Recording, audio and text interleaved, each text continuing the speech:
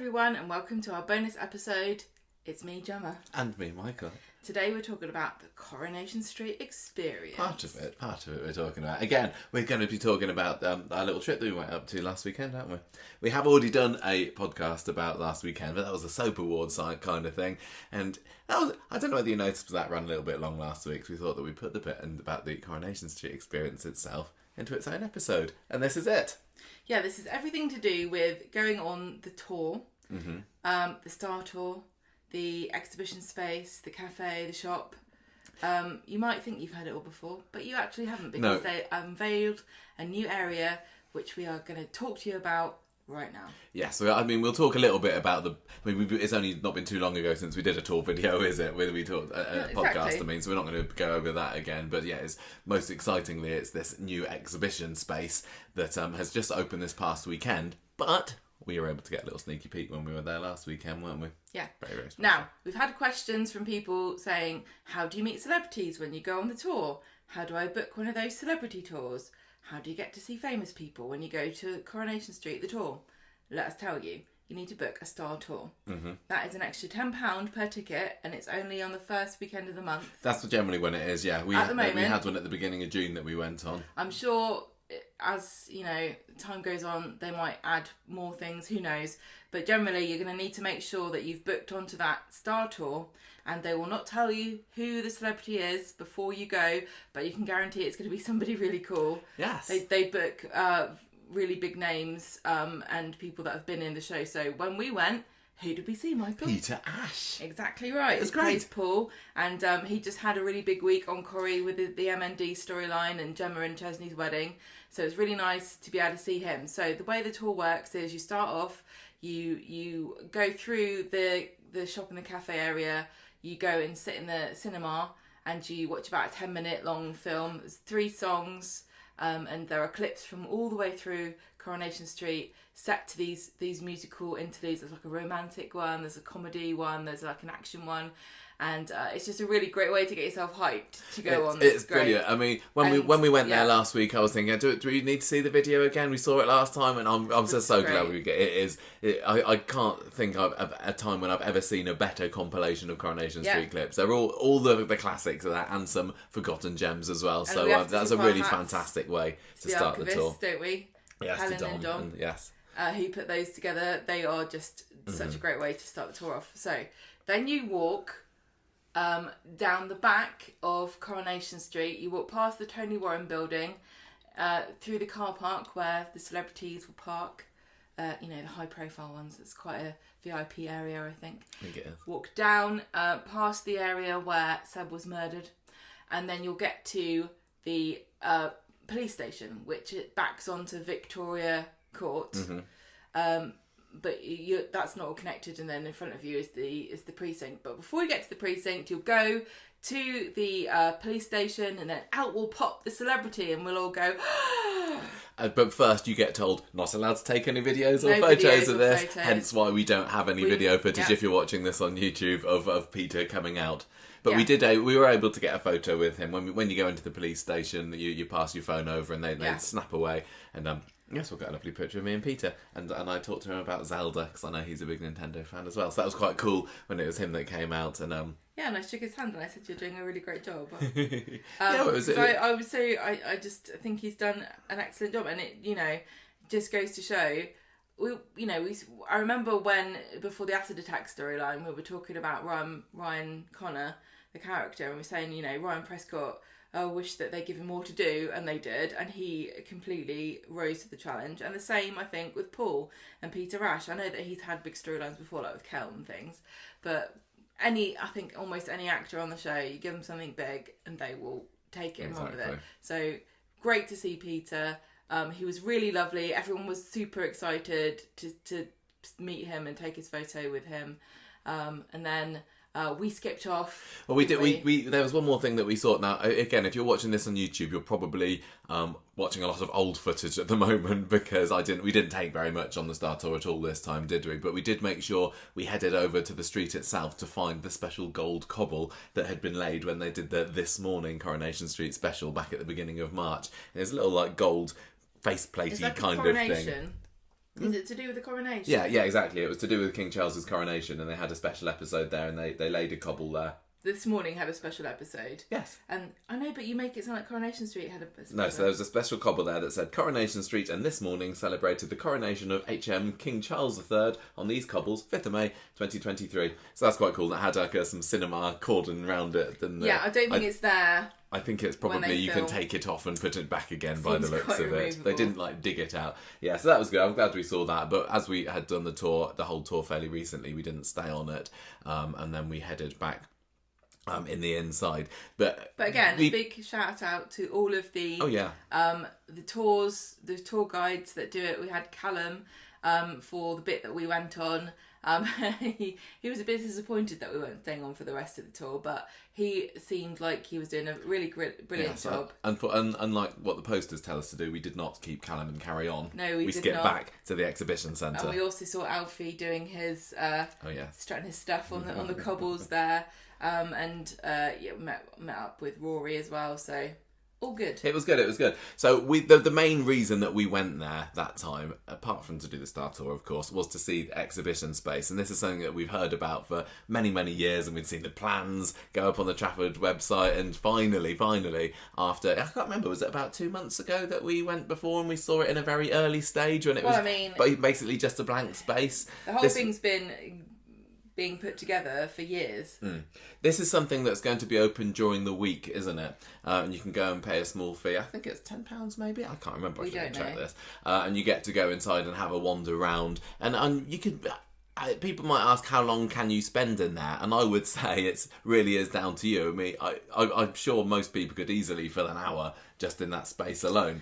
Because of all the reading. Hour. Do you think? I think half an hour. I don't know, there's an awful lot to read on the walls. Depends how quick a reader you are, I suppose. There's a lot to see. It's packed in there. So when you initially go in, you'll see an area that's got costumes. Mm-hmm. And the costumes that we got to see, and I think they're going to rotate these out quite frequently. Well, apparently they're going to rotate them according to the plot. So when the first one that we noticed when we went in there was a wedding dress, and whose is this then?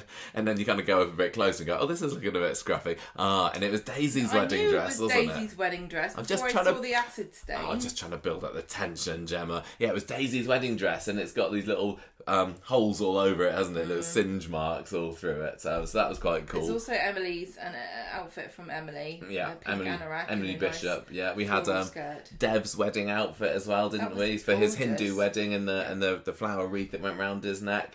And there was another wedding dress round the back. Did you say that was Becky's round the back? Eva. Oh, Eva, that's the one. Yeah, from the fountain fight. This must have been pre-fountain because it looks quite pristine. Hang on a minute. How did they get it pre-fountain? They have more than one costume. And there was also Ken's kimono there, wasn't it? Which we haven't seen for a long time. I think he's got rid of it, hasn't he? But so that was really cool, being able to see those, and you could, we can go up and touch them and everything, couldn't you? And around the outside there was lots of photos and quotes on the walls, and just various bits and bobs from across the years. Going from the 60s up until now. And it's got like the major characters and storylines and quotes from the decades. Mm-hmm. I don't know how we get... Do you want to kind of go through as you might go, or do we talk about things in order? Because those weren't the only costumes there, were they? It seems to me like maybe we should talk about the costumes that we saw first. They had like a prima donna outfit, for example, which is quite iconic. That's been in the show for 10, 15, 20 years, I don't know how long. And also a jacket of Janice's. Because as you go around the exhibition floor, it's all separated out into various bits. There's some sets, there's bits about, here's some Corrie villains, there's the Rovers set, obviously, and Janice's coat was just in a bit next to an information board about Janice, but you also had in the Rovers, for example, in the back of the Rovers, there was one of Sean's costumes there. It was like a sky blue kind of jumper kind of thing and a jacket. I didn't necessarily recognise it, but I trusted it was Sean's. They had Jack Duckworth's famous coat as well in the area that would become number 9, but that bit wasn't quite ready for us when we were there, was it? No, we did get to see their ashes, didn't we? Oh yeah, Jack and Vera's ashes were there, just sitting on the bar top. I mean, we'd been told that maybe half of it was going to be dressed up to look Jack and Vera style and half to Fizz and Tyrone style. What's the intrigued difference, some might say. What that will look like. I don't know. I guess the people that have just been this past weekend will be able to tell us more about that. Let me just explain what it's like. Go on then. It's sort of like going into a museum. Yes. About Coronation Street. And so you've got... the first area is, through the decades. And then as you walk through, it turns into character boards a bit more. And the characters, so they'll have a major current character. And then what they've done is selected a few characters that are a bit similar to that character. So Evelyn Plummer's on a big board, and underneath you've got Ina Sharples, Ivy Brennan, Blanche Hunt and Norris Cole, because they're all selected as... elderly busybodies. Yeah, like battle axes and people that are a bit annoying to deal with. Yeah, and around by the Rovers set, you got a character board all about Jenny Connor, and then underneath her you got little information bits about Bet and Liz and Stella, so it's quite fun being able to go around and see if your favourite characters have made it in. Imran fans, he does have a little information paragraph. Yeah. He doesn't have a big board, but he's part of it on there. Yeah, and Toya and Leanne have got one, don't they? Yeah, Steve and Tim have got one, Roy and Nina have got one. I think it's... would you say it's more dedicated to current Coronation Street than past? I'd say 70% current and 30% older ones that people will remember if you've been watching it for a while. Yeah, I think if you were to go to something like this and there weren't any nods to the past, considering it's a 60-plus year programme, I think you'd be a bit disappointed. But I think there was enough that it didn't feel... I think if there was too much old-fashioned stuff, you'd think it was a bit stuck in the past. I honestly, I think they got the balance just right here. So they had the character boards, and like I said, they had little boxes with props in, and I thought they were great to investigate. For example, I think one of the first ones you see, I'm just trying to find a photograph of it now, that's the one that had Deirdre's glasses in, isn't it? And that was something that we were told was definitely going to be there, so we made sure to look out for that. It also had a few... was that the one with Vera's hairnets in as well, I think? Yeah. I can't remember what else was in that one. And then you got another one that had... we don't want to give away everything that Elsie you're going to Tanner's see. Red Telephone. You want you to be able to discover some of the things yourself, but give you a flavour of what to expect when you go. Yeah, but we're still going to have loads of photos and things that we'll show. There'll be loads of things that if you want to seek it out, you can. So you've got all the information boards, props. There are some things like tram crash witness appeal board and an advert for the kebab shop, and there's also more costumes, as you say. But Michael, yes, what's the biggest draw? The biggest draw. There are two really cool sets. Oh yes, the Rovers and Roy's.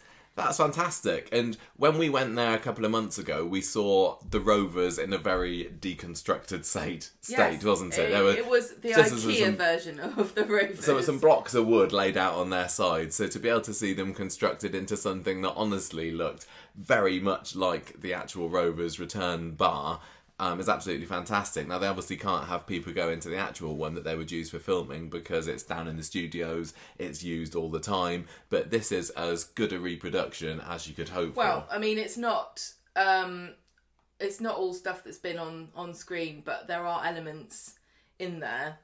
They got the Heineken Zero pump, Gemma. No, I'm just saying what else could you need? I'm pretty sure that at least one of the panels has been rescued from the old set. I'm sure that's what they said.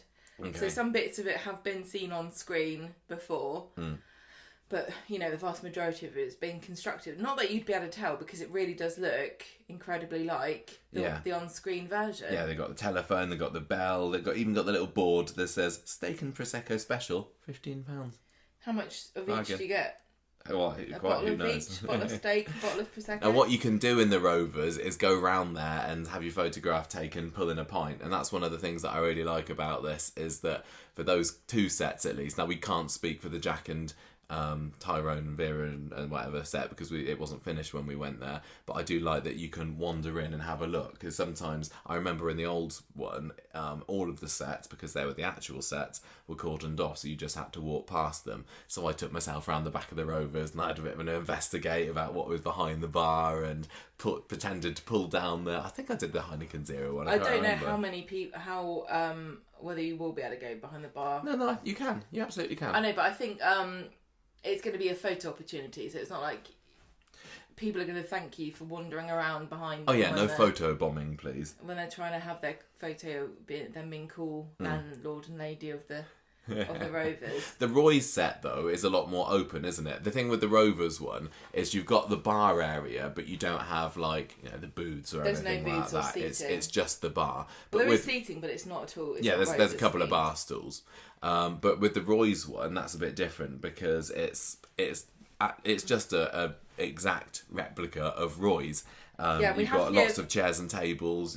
A big thank you and shout out to Ali Sinclair, who let us into the Roy's Roll set for the first time. We'd not been there back before, earlier this year, and so we can say with expert opinions, having been there, how like the real set it is. Yeah, I don't think it goes back quite as far into the kitchen area. No. And when we were there, you wouldn't notice unless you go around. No, exactly. When we were there as well, I just want to also say sorry, but I think that. In the old set, I don't think it went back that far, did it? I don't think it did as well. I think I've got it's a feeling. Extended. I think it's been extended over the years. No, I was going to say that in the cabinet bit where we had bowls of crepe paper salad in the actual Roy's roll, this one there were just a couple of pieces of fruit and things. But it's honestly it's so close that most people are not going to notice, and that's fantastic because that's the first time you've ever been able to go into that particular set, and it's really nice. And it is such an iconic one. Like we said the first time that Ali showed us around that set, it's so much bigger than you think it is because I think genuinely they've spaced it exactly the same as the real filming set because you need all that room for people and characters to walk around, but it always gets filmed from table height across, so you lose the perspective of how much space there is in between each area. Yeah. And also it looks more like, because when you actually look at the outside of Roy's Rolls, you can see actually not that wide, is it? No. But the real life set, I think, is a lot wider than... Well, I think that they widened Roy's Rolls a little bit when they moved to Media City. They definitely put an extra door on, didn't they, on the outside for some reason. I want to do a shout out as well to another favourite area opposite the Rovers, which was the Villains area. And they had a board that was... Stephen Reed was the focus character on the board, but they had a bit about some of the other villains as well. And one of my favourite pops there, and I do not know why I didn't take a photo of myself next to it, was the John Stape standee board from the whole serial killer book story last year. The life-size cutout, exactly, of John Stape. And I've seen, there was a picture, I think, of El Mulvaney posing next to it that went up on the social media a couple of days ago, and I remember when we were walking around, because we were also joined by a few of the tour guides, and Andy was walking around with you, and I was thinking, as soon as Gemma's finished with Andy, I'm gonna get her to take a photo of me next to John State, but then by the time we actually got around to it, I completely forgot. You know what that means, Gemma, we're just gonna have to go back again. They also, in that villain section, had some of the some famous villain props, so there was, do you remember what was in there? I know that there was the wrench. Oh yes, the wrench that Katie used to kill Tommy Harris, and I recognise that because that used to belong in the prop store, and I think there's a fair bit here that used to be in the prop store, but I have held that wrench in my hands before, and I have hit Charlie D'Amelio over the head with it. Yep. It's not real. And it's just made of rubber or something. That's why Imran died in a car crash. Why? Delayed reaction from being hit on the head by the wrench. It's all my fault, isn't it? We've got the statue that Tracy killed Charlie with. Mm-hmm. We've got John Stape's biography. Yeah. We've got there's a pole. There's a pole that was used to clobber Tina McIntyre with after she'd fallen to her doom off of the builder's yard. The famous hole punch. Yeah, well, this is centre stage in the display case, isn't it? It's the famous murderous hole. And tell you what, really, to see it in real life, it does look like it's pretty hefty. It does. It's the most industrial strength hole punch I think I've ever seen. It's a fatal hole punch. Yeah. What else was there? Do you have any other favourite bits? I mean, I don't want to talk too much in depth about all of it, just because I want people to be able to enjoy and discover things for themselves. There was an area which had some photos on the wall behind a sofa, so I took a picture of myself with that. And there was also that was Eileen's sofa. Was it? I couldn't remember. Yes. There was also some big canvases. Michael told me off for not knowing. Oh, sorry. No. The other Michael. Yes. Oh, okay. No, there was some big canvases of Jack and Vera that were used in the story where they were getting painted. Like Jack was having his body painted for or whatever. So that was there as well. There was Archie Shuttleworth. Oh, and there was a few good pictures on the wall, wasn't there? The Alf statue, not that statue, sorry, the Alf portrait. The painting. When he is in all his mayoral garb. As a mayor, yeah. Yeah, we'd seen that before, again, in the prop store many years ago. But now it is here for the whole world to see. I mean, it hasn't been on the programme for a long time, has it? I can't remember the last time that we saw Inside Grasmere Drive, so I think it's in a better place here where we can all view it. And just like Alf. What's just like Alf? In a better place. Oh, yeah. But the other thing was this William Roach portrait as well. Now, I did not expect to see that there, because I thought that he had it back in his conservatory over at Roach Towers. Decided that it's or his wife's like, get this out of the house. So it was a massive, magnificent portrait of him that was, what was it done commissioned for? I can't remember. It was during the pandemic. Was it for his... Oh, I've got the plaque here. It was world record. Yeah, that's right. I can see the plaque. It says, "Well, William Roach, MBE, out of date, listed in the Guinness World Records created during the 2019 pandemic," which is unusual because the pandemic was in 2020. No, you've had this conversation with other people. Gemma, the pandemic, nobody remembers it as being 2019. It's called COVID-19. We know it all started then. But... Michael. Yes. In January, I was telling you. Isn't it crazy, all the stories coming out of China that I've been seeing since December? I know, I literally remember. But to call it the 2019 pandemic, that's just going to make people go, Nobody cares. Anyway, so it was that classical portrait artist, Michael, what does this say? Oh, it's not me, it doesn't matter. Yeah, so this was him doing his Guinness World Record. I can't read the fancy writing. Coropids. Yeah. You're the one that's opened this can of worms. Yeah, so it was the Guinness World Record for when he became the longest-serving TV character played by the same actor. What about something like that? What about Noddy? Don't be Don't you think that's always been the same person? No, I do not think that. So what else was there? That's kind of it, wasn't it? But it is really, really worth seeing. There's a few other costumes and props and things guys there are gonna love it. that we haven't mentioned yet. But we would encourage you, if you can, to get up there or down there. It's a really good chance to see things that you would never been able to see before, because since they started filming at the tour at Media City, you haven't been able to see the inside sets. You haven't been able to see the props. And if you went to the Grape Street set, you would have seen all that stuff. And I think one of the things that Neil was saying to us, he was the manager, that lots of people were saying that was something that they missed from the original tour, because you could go and look at the sets and you could look at props, and it was more like an exhibition space. And I think, Coronation Street really deserves something like this. So I'm so thrilled that they have been able to put this together with the help of ITV. Continuum and ITV together, because obviously there are separate companies. Of course. Something else that I really like about it is, and this was something that we thought when we went to see it a couple of months ago, and it's changed since then, is there's more on the walls going up to it. So when you go up the stairs to this exhibition floor, there's this massive portrait, black and white portrait of Elsie Tanner, and then up the stairs past that, and I don't think you need to go up there, do you? There's an Ina Sharples portrait, which is her up in the flats with a Salford background behind her, that I'm sure lots of you know what I'm talking about.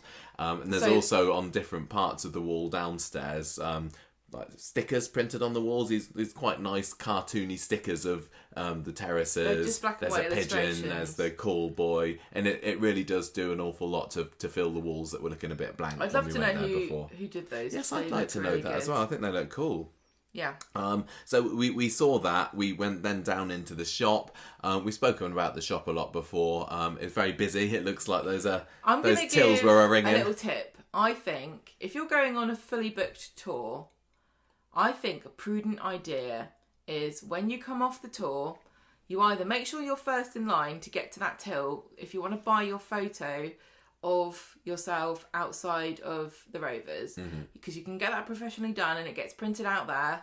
They don't stop you from taking your own photos, but it's the only way you're going to get like a souvenir on the day of yourself in a little folder, so it's all very cute and nice. But you either want to be right at the front of the queue in the shop, or you want to go and sit down, take your weight off your feet, and wait for the queue to go down in the cafe, because it does seem to take a while for people to filter through to buy their photos. Like you said, it all depends on how busy the tour is. If you've got a fully booked tour and everyone wants a photo, you're going to be there for a bit. So, but all the good stuff that was there last time was still there. So you got your Trim Up North memorabilia, you got your Rovers beer glasses, you got your magnets, you got your coasters and everything, you got your books, exactly. For Ken and Bet, but a couple of new things that we noticed this time, and one of them I'm not sure whether it was for sale because I didn't see a price point for it, but they were like mini bottles of Wonky Duck gin. Yes, they look really cute.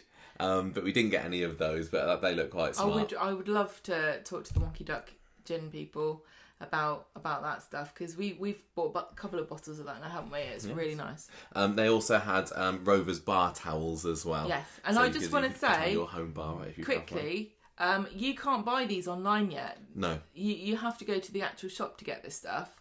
And they also have Granada merchandise. Oh yes, they had some old-fashioned Granada land kind of stuff. I wonder if this would match our decoration in here, because this is like... Oh yeah, we're kind of yellow and blue, aren't we? And that was this a is more slightly like different mustard shade. And mustard and navy. And indigo. Yeah. So that was worth it. And then you can go into the cafe, and like Gemma said, it might be worth waiting for some of the queues to go down, or...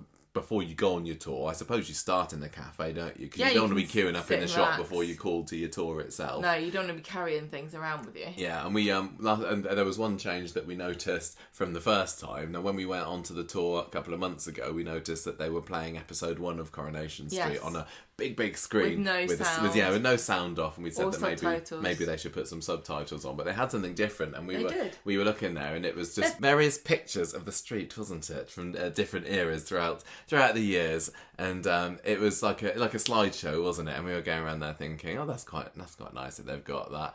I quite like when they had the episode, and maybe some of the timings between the pictures feels a bit long. Yeah, well, there doesn't seem to be any logic behind. Sometimes the pictures appear for like, a couple of seconds. Sometimes they're on there for a minute. Yeah, what's going on? We think what's going on here? Who's done this slideshow? This is rubbish. And then we realised 'twas us. They were playing one of our Coronation Street videos from our YouTube channel. What's it called? The title page appeared. Yeah, the title page appeared with the Conversation Street logo in the corner. So they'd gone onto YouTube and they played our video. No, I don't mind this at all. I think I'm very, very pleased about this. I'm honoured that they're using our video in the background there. So I hope that many other people have enjoyed it. They're more than welcome to it, because it's their IP anyway. Absolutely more than welcome to use this and any other ones that should they wish. No, it's really, really cool. There's no sound to it or anything, so it wasn't just a collage of pictures, really. Yeah, it was a collage. It was used for a collage of pictures that we had carefully put together. There wasn't subtitles. I think you put together some of those. I think I did half of that video and you did the other half, maybe. But anyway, when that and like I said, it was on this huge screen. So we were like, "What's that?" Look, it's us. It was really funny. It was really, really funny, and I hope that they keep it. I really want them to, because it's like a little way that we're always there. We're always there. We're part of the tour experience. Yeah, exactly. The experience.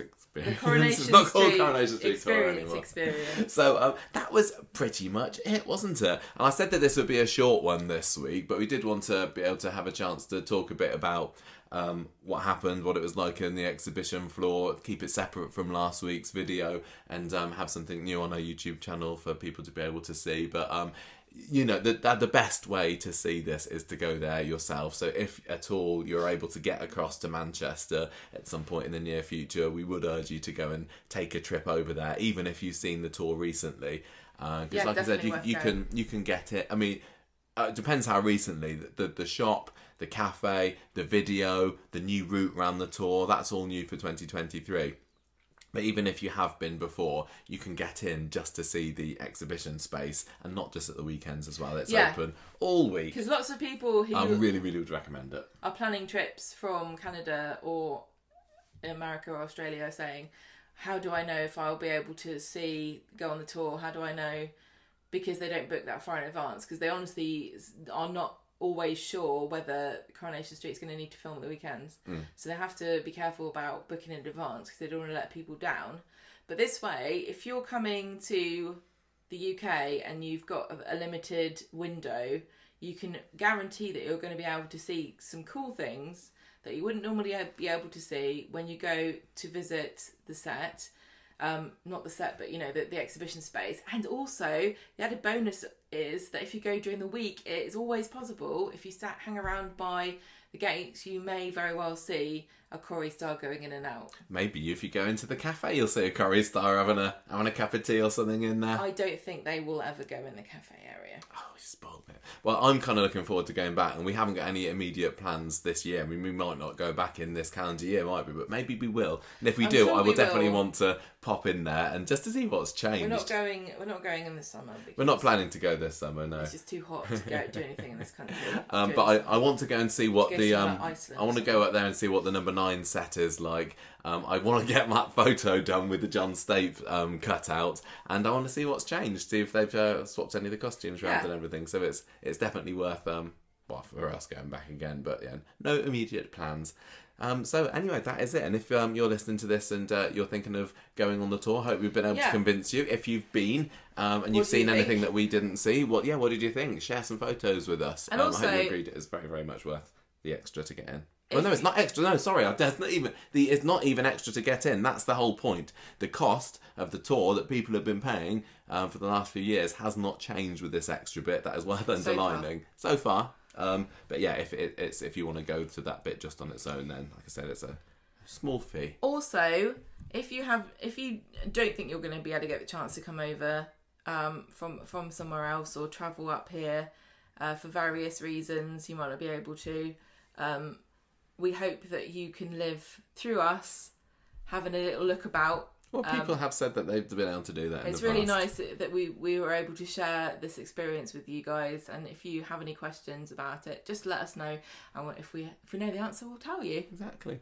So I think we'll leave it there. A little half-an-hour podcast for the week, little short one for a change. It's a normal length for a podcast. I think half an hour is pretty much on the short side, to be fair. Do you reckon? Yeah, you don't get half an hour podcast. Well, normally they're scripted, aren't they? We do 2 a week, don't we? So I think people will let us off just this once. I feel like I've done 20 in the past week. You haven't. I'll really break tired. this to you. You're going to have Tuesday night off now when we often do our recording. Hooray! Hooray! Right, thank you everybody for listening. Thank you for watching if you've been on YouTube, and we will see you at the weekend for our next episode. So goodbye for now. Bye!